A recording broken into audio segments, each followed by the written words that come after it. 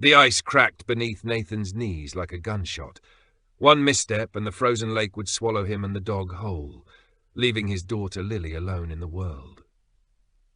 On a cold, unforgiving winter day, a struggling single dad named Nathan is faced with an impossible choice: save 2 trapped Labradors from a frozen lake or risk losing everything. Little does he know, this life-or-death moment will lead him into a world of unexpected twists, powerful connections, and a future he never imagined. In a story filled with danger, hope, and miracles, Nathan's act of kindness will change not just the lives of the dogs, but his own and his daughter's forever. Will their journey lead to redemption or ruin? Stay with us to find out. A Father's Frozen Hell, The Weight of Silence. The alarm clock blared at 5:30 a.m., but David Mitchell had already been awake for an hour. He lay stiffly on his side of the bed, staring at the empty space where his wife Emily used to sleep. The pillow still smelled faintly of her lavender shampoo, even after a year. He inhaled deeply, as if he could trap the scent in his lungs forever, then exhaled into the frigid morning air. Winter had come early to Blackwood, and the old house's heating system groaned in protest. David rolled out of bed, his joints aching, not just from the cold, but from years of firefighting, from carrying bodies out of burning buildings, from the one rescue he couldn't complete. Emily. He shook his head, forcing the memory away, and padded down the hallway to his daughter's room. Lily lay curled under a mountain of blankets, her dark hair fanned across the pillow. She hadn't spoken a word since the accident. The doctors called it selective mutism, a trauma response. David called it hell. "Lily," he whispered, brushing her hair back, "time to get up, kiddo." She blinked up at him, her brown eyes, so much like Emily's, filled with a quiet sadness. The ritual of survival. Breakfast was toast with peanut butter, the same as every morning. David's hands trembled as he spread it, not from the cold, but from exhaustion. The mechanic shop where he worked had cut his hours again. Bills piled up like the snow outside. He glanced at Lily, who picked at her food. "You gotta eat, sweetheart," he murmured. She didn't respond, just stared out the window at the frozen lake beyond their backyard. Blackwood Lake had been beautiful once. Emily used to take Lily skating there every winter. Now it was just a sheet of ice, a graveyard of memories. The breaking point. By noon, the walls of the house felt like they were closing in. David needed air. "Let's go for a walk," he said, bundling Lily into her coat, scarf, and mittens. She didn't resist, just slipped her tiny hand into his. The cold hit them like a slap as they stepped outside. Snow crunched underfoot and their breath fogged the air. David led Lily toward the lake, more out of habit than intention. The path was familiar, a ghost of the life they'd had before. Then, a sound. A sharp, desperate whine, then barking. Lily's grip tightened on David's hand. The desperate cry. At first, David thought it was the wind, but then it came again, a high-pitched, frantic yelping. Lily pointed toward the lake, her eyes wide. There, near the center, where the ice was thinnest, 2 golden shapes thrashed in the water. Dogs, Labrador Retrievers, their fur slicked black with freezing water, their paws scrabbling at the jagged edges of the ice. One let out a piercing howl as the current dragged it under for a terrifying second before it resurfaced, choking. David's blood turned to ice. The firefighter's instinct. For a split second he hesitated. The lake was deadly this time of year. The ice was unstable. He wasn't on duty anymore. He wasn't a hero. Then one of the dogs locked eyes with him, pleading, terrified, and he saw Emily's face in his mind. "You save people, David. It's what you do." "Lily, stay here!" He barked, shoving his gloves into her hands. He ran. The plunge. The first crack beneath his boots sent a jolt of adrenaline through him. He dropped to his stomach, spreading his weight, army crawling toward the dogs. The ice groaned ominously. "Hold on!" he shouted, though he wasn't sure if they understood. The larger dog, a male, he realized, was struggling to keep the smaller one afloat. Siblings? Then, snap! The ice gave way. David plunged into the lake, and the cold was like 1,000 knives stabbing into his flesh. His lungs seized, his muscles locked, but he kicked forward, grabbing for the dogs. The female Maya, he'd later name her, was sinking. He hooked an arm around her, hauling her up. Max, the male, paddled toward him, his paws catching David's shoulder. The fight for survival. Every movement was agony. The current tugged at them, threatening to drag them under the ice. David's fingers numbed, his vision blurred. Then, a voice. "Dad!" Lily's scream pierced the air. David's head snapped up. She was at the edge of the ice, her tiny body shaking, tears freezing on her cheeks. She spoke. The shock of it gave him strength. He kicked harder, dragging the dogs toward the thicker ice. Just as his strength gave out, a figure appeared beside Lily, a woman in a park ranger's uniform, uncoiling a rope. "Grab on!" she yelled, hurling it toward him. David caught it with his last ounce of strength. The aftermath. Later, wrapped in blankets in the back of an ambulance, David would learn the ranger's name was Sarah Carter. He'd learn the dogs had no tags, no microchips. He'd watch Lily press her face into Max's fur, her lips moving in a silent whisper. But in that moment, as the dogs licked his frozen face and Lily clutched his hand, all David could think was, maybe this is how we start living again. The rescue that changes everything. The frozen battle. The rope was burning into David's hands, and every pull felt like he was wrestling with death itself. Sarah Carter, this fierce, no-nonsense park ranger, was yelling from the shoreline, her boots dug into the snow, anchored to a tree as she fought to drag them in. The lake wasn't giving up its victims easily. That water was icy and cruel, trying to pull them back under. David could feel it, every tug like hands made of ice clawing at his clothes, at his skin, at his resolve. Max and Maya were fighting too, their paws slipping and slapping the edge of the ice, eyes wild with fear. Almost there. Sarah's voice cut through the wind like a lifeline. David had no strength left, but he kept moving. He had Maya pressed against his side, her little body trembling violently. Max was on his shoulder, clinging like he knew this man was his last shot. And then, finally, his elbow hit solid ground. They were out. David collapsed onto the snow, lungs heaving, body shivering uncontrollably. The dog scrambled free, wet and shaking, but alive. Then Lily, oh God, Lily, she was there, crashing into him, grabbing at his soaked jacket with her tiny hands. Dad. That voice that had been silent for so long. David cupped her face with frozen hands, blinking against the tears. "You're okay," he said, voice hoarse. "You're okay." Sarah was suddenly beside them, already ripping her parka off. "Jesus, you're hypothermic," she muttered, wrapping him up and throwing emergency blankets from her pack like a pro. "We need to get you warm now." But David wasn't listening. He was staring at Lily, and then at the dogs. She was touching Max's nose now, slowly, reverently, and all he could think was, she talked. The kindness of strangers. Sarah's old Ford truck felt like a furnace after the lake. The heater roared, and the windows fogged up fast. She shoved David and Lily inside, slammed the door shut, then went around to lift Max and Maya into the truck bed like she'd done it 100 times. "You're lucky I was doing a perimeter check," she said, peeling off her gloves to crank the heat even higher.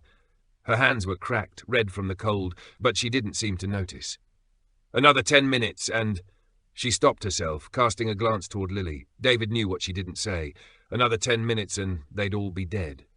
"Thank you," he managed to say, his voice rough with emotion. Sarah's eyes darted toward him, sharp, unreadable. "Don't thank me yet. First stop's the vet. Those dogs are in shock." Lily tensed beside him. "They'll be okay," David said quickly, squeezing her hand. Sarah nodded, shifting into drive. "Let's hope so." The vet's revelation, Blackwood Animal Clinic, wasn't big, but it smelled clean, like cedar and antiseptic. Dr. Alvarez didn't ask questions.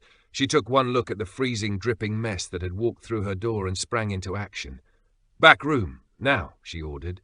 David hesitated at the doorway, still soaked, still trembling. Lily clung to him, her gaze locked on Max and Maya as they were led away. Sarah tossed him a pair of scrubs from a cabinet. "You need to get out of those clothes before you pass out. There's a shower down the hall." David blinked. "I'll stay with her," Sarah added, giving a small nod to Lily. Her voice was firm, but not unkind. Something about the way she said it. David nodded and shuffled off. The shower. The water was hot, too hot, but he didn't care. He braced both hands against the tile wall and let the steam roll over him. His body started to thaw, and with it came the pain. The real pain. The memories. Emily would have loved those dogs, he thought. They'd never had pets. Too many leases. Too little money. Always waiting for the right time. Now look at them, barely scraping by, clinging to each other and suddenly part of some bizarre, freezing miracle. He shut off the water. The diagnosis. When he came back, the dogs were curled together on a heated mat, wrapped in thick towels. Dr. Bluff Alvarez was scribbling in a notepad, not even looking up. Twins, she said. Brother and sister, about 2 years old. No microchips, no tattoos, and no, they weren't strays. David frowned. How do you know? She held up Maya's paw, showed him the nails. Trimmed, perfectly. Somebody was taking care of them. Sarah's phone buzzed. She checked the screen, and something in her posture changed. I'll be right back, she said tightly. Meanwhile, Lily had crept closer. Max, ever the gentle one, licked her fingers. Dr. Alvarez looked at David. They like her. Yeah, he whispered. Then Lily spoke again, her voice still a little raspy, but sure, we have to keep them. David's breath caught. Dr. Alvarez raised an eyebrow. Well, that settles that. The ranger's warning.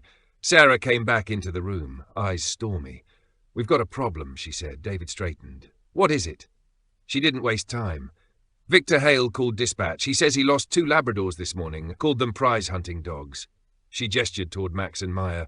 Lily's face went pale. David stepped forward. And? Sarah's eyes met his. And he's on his way here. The standoff. The door opened with a jingle, and in walked Victor Hale. Tall, expensive coat, smug expression, the kind of man who thought he could buy anything, including the truth. There they are, he said, spotting the dogs like they were just items on a shelf. Max and Maya shrank back instantly. David stepped in front of Lily. You're the owner? Hale's smile was thin. Yes, and you must be the man who stole them. Sarah stepped in. That's enough. David pulled them out of Blackwood Lake. If he hadn't...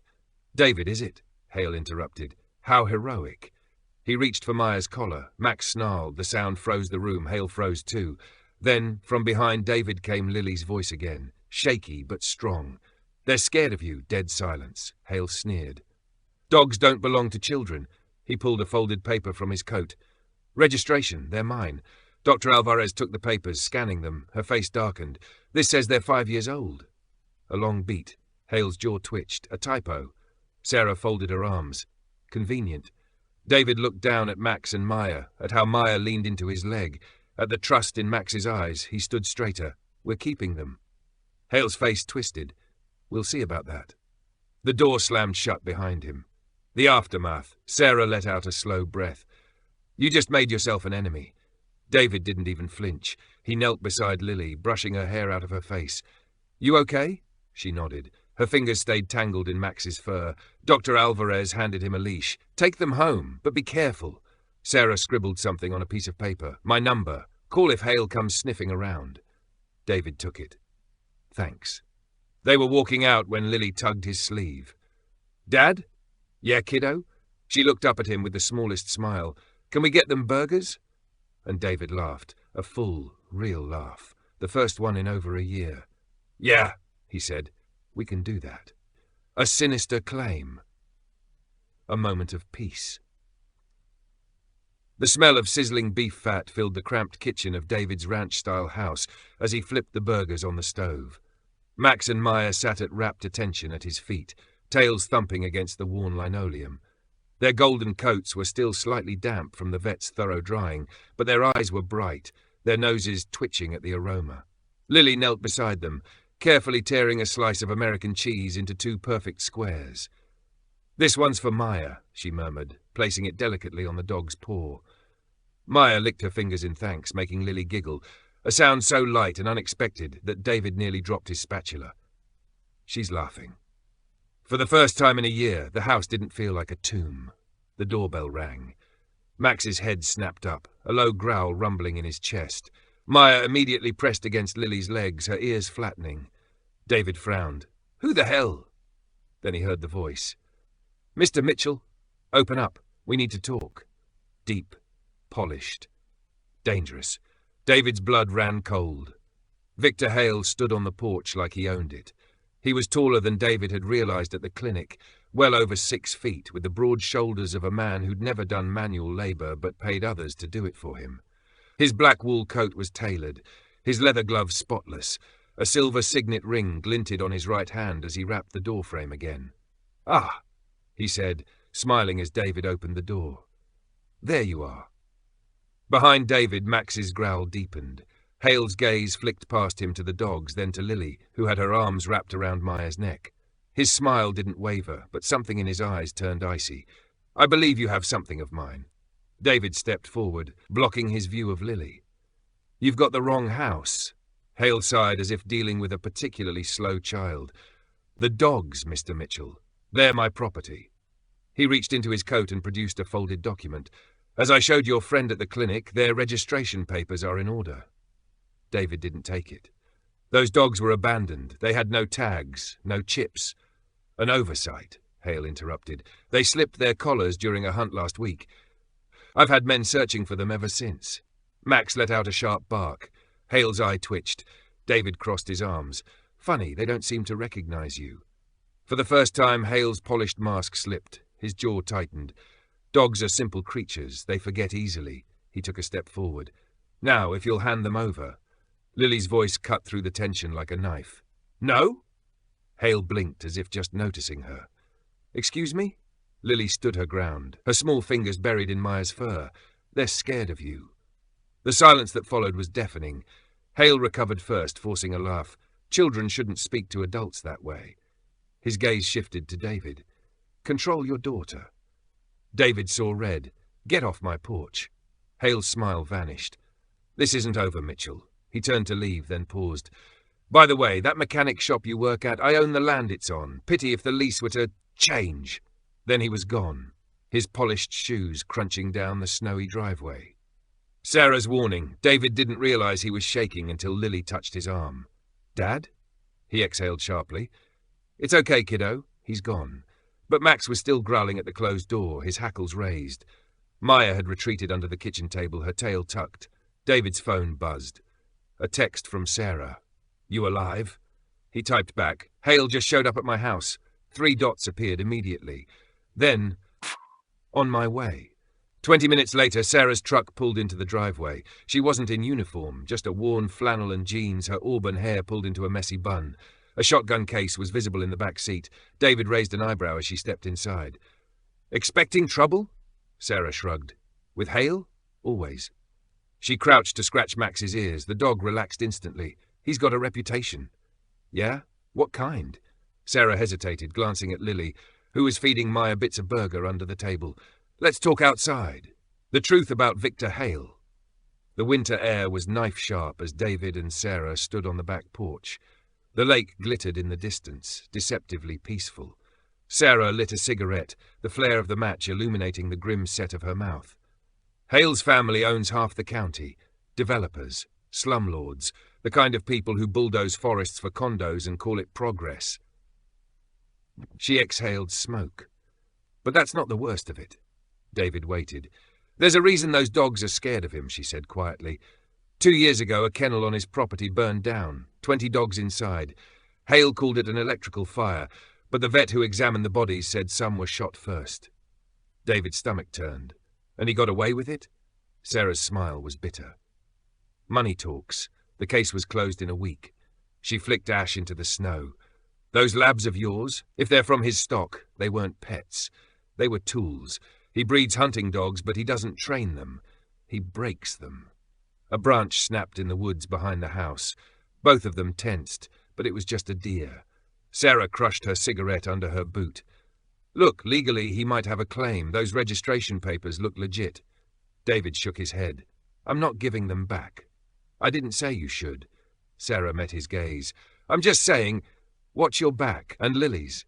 Inside, Max let out a sudden, sharp bark. David was moving before he could think, Sarah on his heels. The kitchen was empty. "Lily?" David called, heart pounding. A whimper came from the hallway. He sprinted toward it and found Lily pressed against the wall, her face pale. Maya stood in front of her, teeth bared at the back door. The deadbolt was unlocked. It hadn't been before. Sarah cursed, yanking open the door and scanning the yard. Nothing but snow and shadows. But on the step lay a single crumpled item, a leather dog collar. The nameplate read Hale.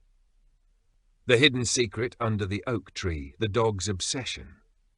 For 3 days straight, Max and Maya dug at the base of the ancient oak tree in David's backyard. It started subtly, a few scratches here, a distracted pawing there. But by the fourth morning, the dogs had torn up a patch of earth the size of a dinner plate. Mud caked their paws and muzzles, their tails wagging furiously as they worked. "Would you stop that?" David grumbled, hauling Maya back by her collar for the fifth time that morning. She whined, straining toward the tree like it held the secret to eternal bacon. Lily knelt beside Max, brushing dirt from his ears. "They really want to dig here." "Yeah, well, I'd really like a lawn that doesn't look like a minefield." David sighed, rubbing his aching shoulder. The lake rescue had left him with a deep, persistent throb in his joints, a constant reminder of how close he'd come to dying. A shadow fell across the grass. "Maybe they're after a bone," Sarah said, stepping around the mangled flower bed. She held 2 steaming mugs of coffee, her park ranger jacket slung over one shoulder. David took the offered mug. "If they wanted bones, they'd dig in the trash like normal dogs." Sarah smirked. "You've clearly never met a lab." She crouched, examining the disturbed earth. "They're scent hounds. If they're this fixated, there's something down there." Lily's eyes widened. "Treasure?" David snorted. "More like a dead squirrel." But Maya let out an insistent boof, her claws scraping at something metallic. Sarah went very still. "David!" Her tone made the hair on his neck stand up. He dropped to his knees, brushing away the damp soil. His fingers hit cold, pitted metal. "Holy shit!" The box. It took 20 minutes of careful digging to free the rusted metal box from the oak's gnarled roots. The container was about the size of a shoebox, its hinges corroded shut, its surface etched with decades of weather and time. Lily pressed close, her breath fogging in the crisp morning air. "Open it!" David hesitated. The box felt heavy, not just with weight, but with something else. History. Sarah pulled out a pocket knife and wedged it under the lid. With a groan of protest, the hinges gave way. Inside, a brittle yellowed map of Blackwood Lake and the surrounding forest, hand-drawn in faded ink. A deed to land, signed by James Mitchell, David's great-grandfather, in 1943. A black-and-white photograph of a young soldier, James, with 2 golden labs at his feet. A letter, its wax seal still intact. David's hands shook as he picked up the photo. The resemblance was uncanny, the soldier's square jaw, the way he crouched between the dogs, one hand resting on each of their heads, just like David did with Max and Maya now. Sarah sucked in a sharp breath. "David, look at the deed." He did, and his blood turned to ice. The land described wasn't just near Blackwood Lake. It was Blackwood Lake. And according to the dates, it had been stolen from James Mitchell in 1947 by none other than Victor Hale's grandfather. The wax seal cracked like a gunshot in the quiet backyard. David unfolded the delicate paper, his throat tight. "James, if you're reading this, the Hales have taken what's ours. The lake, the cabin, the gold, all of it. But remember, the land remembers. The dogs remember. They'll lead you back when the time is right. Burn this after reading." "Elias!" Sarah's fingers tightened around the map. "Gold?" Lily gasped. "We're rich." David barely heard her. His mind raced. A cabin, gold, his family's land, and Max and Maya digging right to this spot like they knew. Sarah met his gaze, her green eyes blazing. "We need to find that cabin." The shadow in the woods, they almost missed it. The map was cryptic, its landmarks faded by time. But as Sarah traced the route with her finger, a pattern emerged. A cluster of boulders shaped like a wolf's head, a lightning-struck pine, and finally a clearing near the lake's northern shore. "That's Hale property now," Sarah muttered. "Of course it is." David folded the map. "Then we go tonight." A twig snapped in the trees behind them. Max and Maya lunged, barking furiously at the underbrush. David spun, expecting Hale, expecting a threat, but the woods were empty, except for a single fresh footprint in the mud. Size 12, leather sole. Just like Hale's Italian loafers. The treasure of Blackwood. The hunt begins. The forest swallowed them whole. Moonlight bled through the dense canopy as David, Sarah, and the dogs picked their way through the underbrush, the map clutched in David's gloved hand. Every rustle of leaves, every snap of a twig sent his pulse spiking. Max and Maya moved like shadows ahead of them, their noses low to the ground, tails stiff with purpose. Sarah adjusted the strap of her rifle. "You sure this is the right way?" David checked the map again. Wolf's Head Rock should be just past this ridge. Lily had begged to come. But David had drawn the line at midnight trespassing on Hale's land.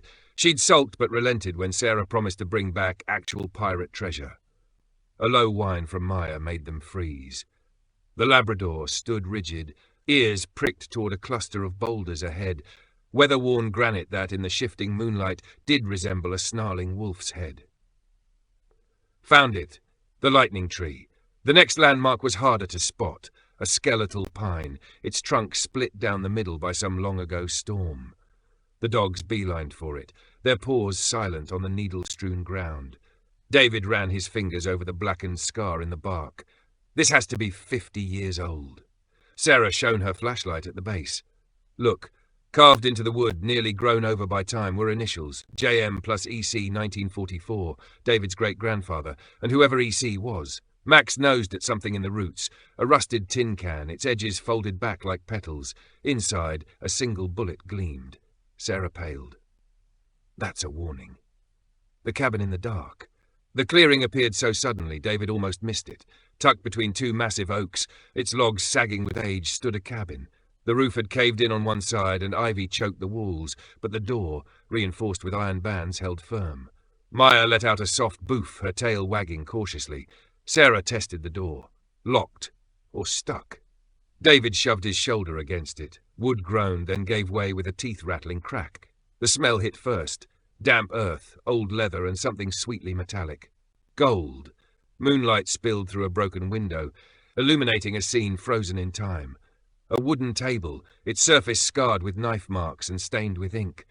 A stone hearth, cold for decades, a cast-iron pot still hanging above it. And against the far wall, a steel strongbox, its padlock shattered. David's flashlight beam trembled as it swept over the open chest. Coins, hundreds of them, spilling across the floor like golden scales. Lily would have screamed. David barely remembered to breathe. The journal. Sarah knelt, brushing dust off a leather-bound journal beside the strongbox. The cover was embossed with a single word, Mitchell. She flipped it open to a random page and read aloud. June 12, 1946. Elias and I moved the last of the gold today. If the Hales think they've won, they're fools. The land remembers. The dogs remember. Ranger will guard it until a Mitchell comes home. David's throat tightened. Ranger? Sarah turned the page. A photograph fluttered out. A younger version of James Mitchell standing with a golden lab, its face eerily similar to Max's. The caption read, Ranger, first of the Blackwood Guardians. Max whined, nudging the photo with his nose. No, not possible. But the dates lined up. The bloodlines lined up. Maya pawed at a floorboard near the hearth. It creaked, loose. David pried it up. Beneath it lay a Colt revolver, its grip notched with tally marks, and a deed unsigned. The land transfer had never been completed, which meant... Hale doesn't own this, David realized. It's yours, Sarah whispered. The ambush. They should have left then. But greed, or curiosity, or sheer dumb luck made David pocket a single coin, an 1892 double eagle, its surface worn smooth by time. The shot rang out before he could stand. Wood splintered near David's head as a bullet buried itself in the wall. Down! Sarah tackled him behind the table as another shot shattered the lantern. Max and Maya erupted into furious barks, charging toward the door, where three figures silhouetted against the moonlight. Victor Hale stepped inside, a Smith & Wesson gleaming in his hand. Evening, folks. His smile was a knife slash. Find anything interesting? The theft, Hale's men, bruisers in camo jackets, yanked David and Sarah to their feet. One kicked Max hard in the ribs. The dog yelped, skidding across the floor. Maya lunged, teeth bared, but a rifle butt to her skull sent her crumpling. David roared, surging forward, but Hale pressed the gun to Sarah's temple. Ah! He plucked the journal from David's pocket. I'll be taking this. And that! He nodded to the strongbox. One of the men hauled it up, coins clinking. Sarah spat blood. You'll never get away with this. Hale chuckled. Who's going to stop me, you? He leaned in, his breath reeking of expensive whiskey. That cabin's been abandoned for 70 years. No one cares. He pocketed the deed. Then, with deliberate cruelty, he raised his gun and shot Ranger's photo in half. The escape! They were halfway to the trucks when the dogs struck. Max came out of nowhere, slamming into Hale's knees like a golden torpedo. The man howled, his shot going wild. Maya went for the thug holding Sarah. her teeth sinking into his wrist. "Run!" David grabbed Sarah's arm, hauling her toward the trees. Bullets shredded the undergrowth around them as they crashed through the forest. The dogs flanked them, guiding them unerringly back toward the lightning tree, the rocks, the safety of the deeper woods. They didn't stop until the cabin's clearing was far behind them. Sarah collapsed against a tree, gasping. They took it. They took everything. David's hand closed around the single coin in his pocket. Not everything. The truth in the journal. Back at David's kitchen table, under the glow of a flickering bulb, they pieced it together. James Mitchell and his friend Elias Carter had smuggled gold back from Europe after World War II, hiding it in the cabin. When Hale's grandfather seized the land illegally, James had left one last safeguard, his dog Ranger, and Ranger's descendants. The dogs will guard it until a Mitchell comes home. Max licked David's hand as if to say, "We did our job." Sarah traced the bullet hole in the journal's cover. Hale doesn't know about the unsigned deed, or that the gold's not his to sell. David stared at the coin in his palm. An 1892 double eagle worth thousands. Proof. Outside, a truck engine growled to life somewhere in the dark. The hunt wasn't over. It had just begun. The fight for justice. The evidence. The Blackwood County Courthouse loomed over the town square like an ancient sentinel, its stone facade weathered by decades of storms and secrets. David stood on the steps, his fingers curled around the gold coin in his pocket, his last tangible proof that any of this was real. Sarah adjusted the strap of her satchel, her jaw set. "You ready for this?"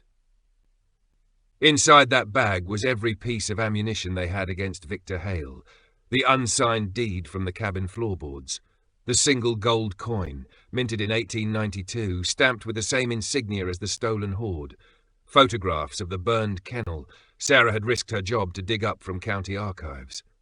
And most damning of all, a notarized letter from Elias Carter's granddaughter, confirming James Mitchell's rightful claim to the land.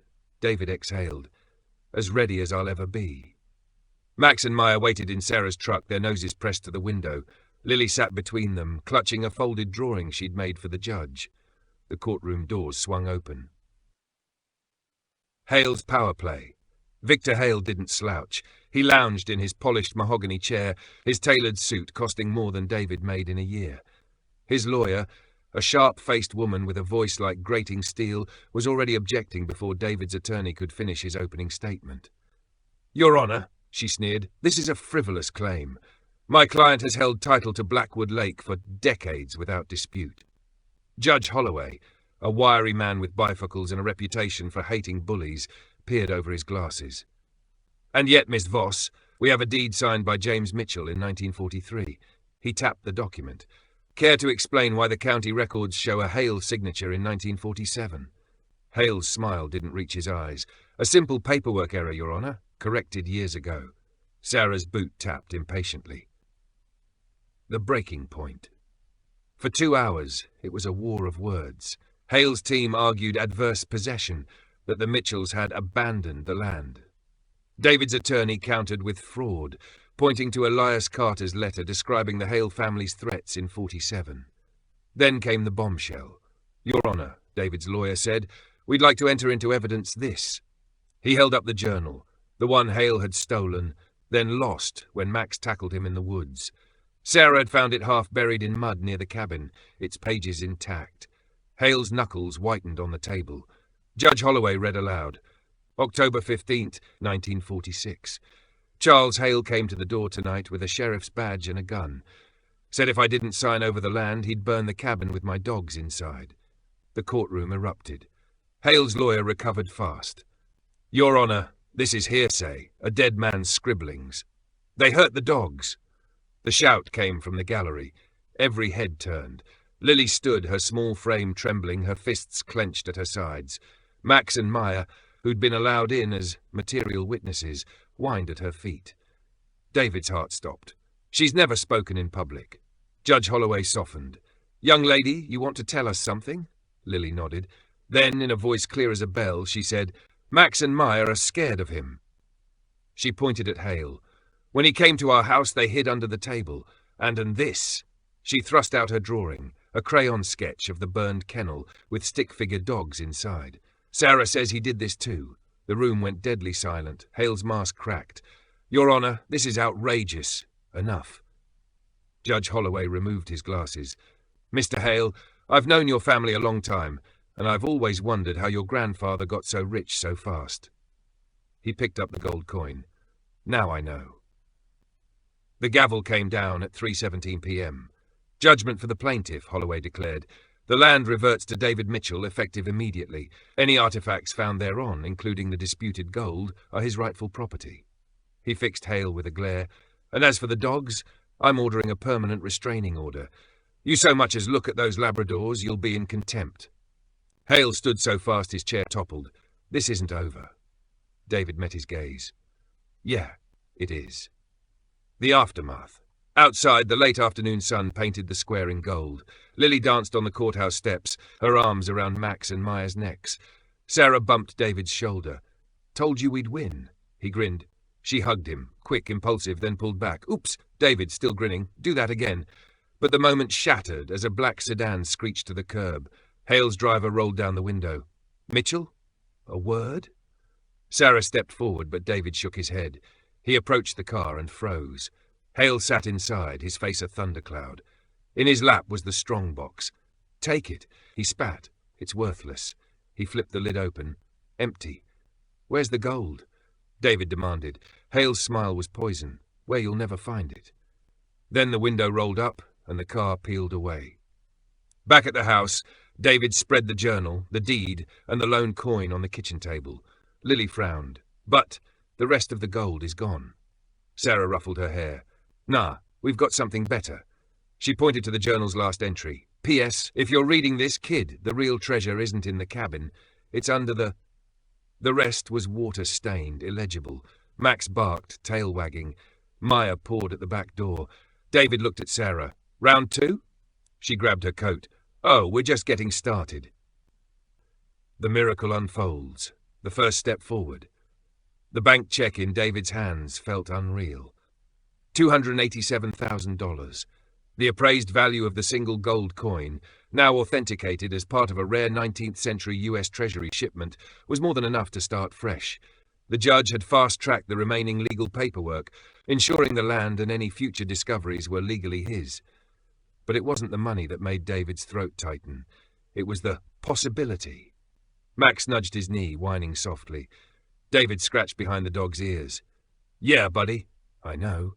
Maya, ever the opportunist, stole the check from his lap and trotted off with it, her tail wagging. Lily's laughter rang through the house as she chased her. Maya, no, that's not a toy. David watched them, something warm unfolding in his chest. For the first time in over a year, the house felt alive. Emily's promise. The old barn on the edge of their property had been unused for years, its red paint peeling, its rafters home only to swallows and dust. David stood in the doorway, squinting against the afternoon sun as contractors bustled inside, measuring beams and debating drywall. Sarah leaned against the fence beside him, her arms crossed. You sure about this? David nodded. Emily always wanted to run a shelter, said if we ever got lucky, we'd take in every abandoned dog in the county. He swallowed. Guess this is me keeping that promise. Sarah's fingers brushed his, brief, electric. She'd be proud. A crash echoed from inside the barn, followed by a string of creative curses. Lily, crouched in the grass with Max and Maya, giggled. They said a bad word. David ruffled her hair. Don't repeat it. The naming. The sign went up a week later. Mitchell Paws Rescue, in bold black letters with a golden retriever silhouette beneath. Lily insisted on adding "and Max and Maya's house" in smaller print at the bottom, which the sign painter indulged with a wink. The grand opening brought half the town, curious neighbours, Sarah's park ranger colleagues, even a local news crew. But David only had eyes for the first resident, a scruffy terrier mix named Dodger, surrendered by an elderly man who could no longer care for him. Lily knelt beside the terrier's kennel, her voice steady. It's okay. You're safe now. No hesitation.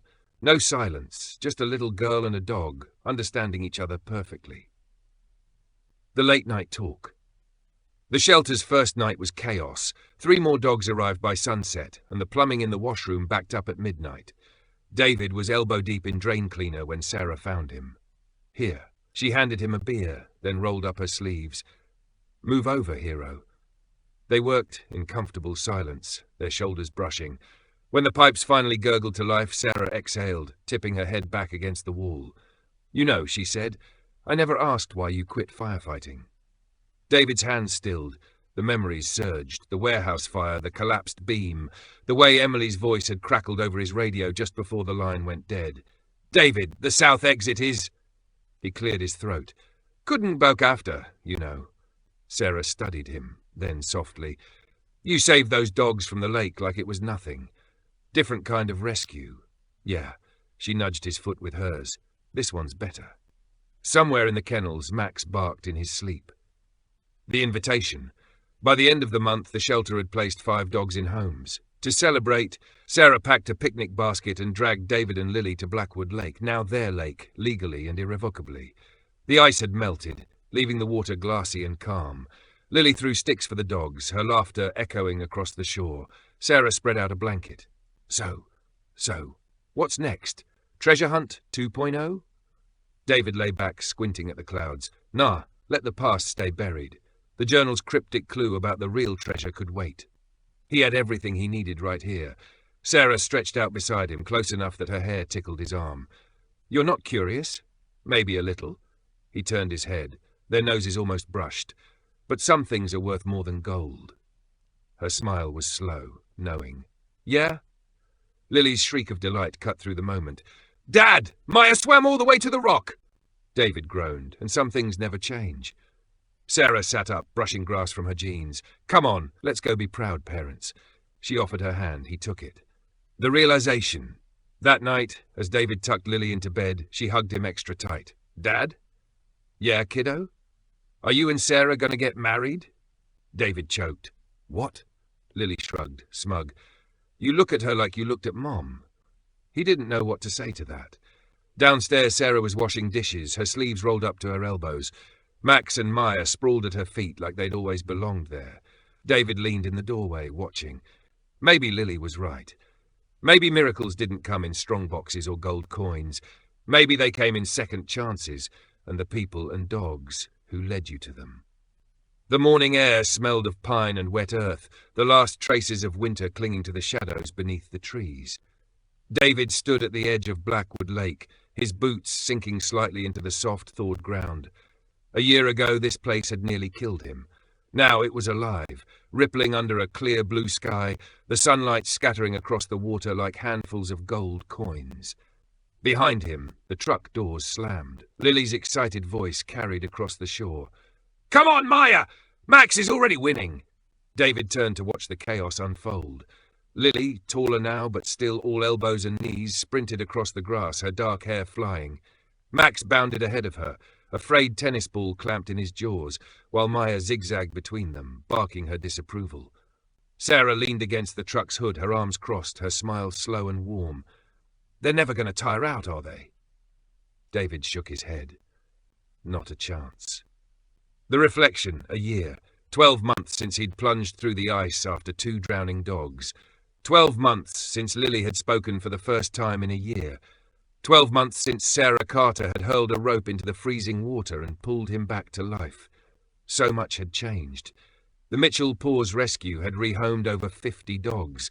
The old barn was now a bright, bustling haven, its kennels full of wagging tails and second chances. And the gold?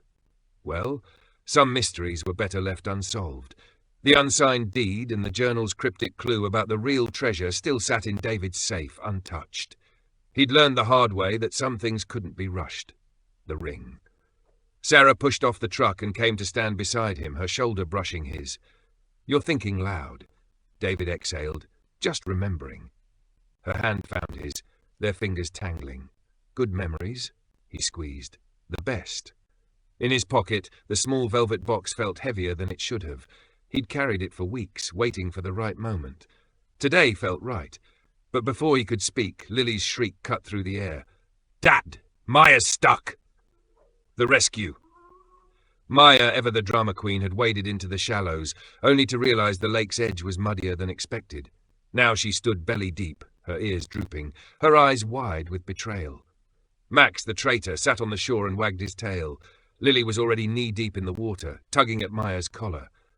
"She won't move," Sarah snorted. "Some guardian dogs you are." David waded in after them, the cold water soaking his jeans. Maya whined piteously. "Oh, come on," he muttered, hefting her into his arms. "You weigh a ton." Maya licked his chin, her tail thumping against his ribs. Lily grinned up at him. "Just like last time." David's chest tightened. Exactly like last time, but this time no one was drowning. This time they were laughing. The question. Back on dry land, Maya shook herself off, spraying everyone with icy droplets. Sarah yelped, "Oh, real nice." Lily collapsed onto the grass, giggling. Max flopped beside her, his head in her lap. David wiped his face, his heart hammering. Now. It had to be now. He dropped to one knee beside Lily. "Hey, kiddo, I gotta ask you something important." Her smile faded into curiosity. "What?" David pulled out the velvet box. "How would you feel about making this official?" Lily's eyes went huge. "Sarah!" she shrieked, scrambling to her feet. "Dad's proposing!" Sarah, who had been wringing out her shirt, froze. "He's what?" David stood, his face burning. "I had a whole speech planned." Sarah kissed him. It wasn't gentle. It was all teeth and laughter and muddy hands fisting in his shirt, and it was perfect. Lily whooped. Max and Maya barked. Somewhere on the lake, a loon called, its cry echoing across the water. The future. Later, as the sun dipped toward the trees, they sat on the shore, passing a bag of marshmallows between them. Sarah's left hand glittered in the fading light. Lily leaned against David's side, her voice drowsy. "Do you think Mom would like them?" David didn't have to ask who she meant. He looked at Max and Maya, sprawled across their feet, their coats gone gold in the sunset. "Yeah," he said softly, "I think she'd love them." Sarah squeezed his hand. The lake, once so cruel, lay peaceful before them, its surface painted in hues of pink and orange. A year ago, it had taken his breath away. Today, it had given him everything back. The last throw. As they packed up to leave, Lily hurled the tennis ball one last time. Max and Maya shot after it, their barks ringing through the twilight. David watched them go, his family, his life, and knew with absolute certainty that the real treasure had never been in a strong box or under an oak tree. It was here. It was now. It was this. Moral of the story: the power of selflessness and second chances. This story teaches us the profound value of selflessness, kindness, and the incredible impact small acts of bravery can have on our lives. David's decision to rescue the two trapped dogs, despite the risks, showed his heart's capacity for compassion. It reminds us that even in the darkest, most difficult moments, acts of kindness can spark life-changing transformations. The story also highlights the importance of second chances, not just in terms of opportunities, but in relationships and personal growth. David, a struggling single father, had been carrying the weight of past hardships. Yet through his courage and willingness to embrace change, he was able to open himself up to a new life filled with love, stability, and hope. We learn that no act of kindness, no matter how small, is ever wasted. By helping others, we often find ourselves helped in unexpected ways. And sometimes the best things in life come quietly, on muddy shores, through shared laughter, and in the arms of those we love.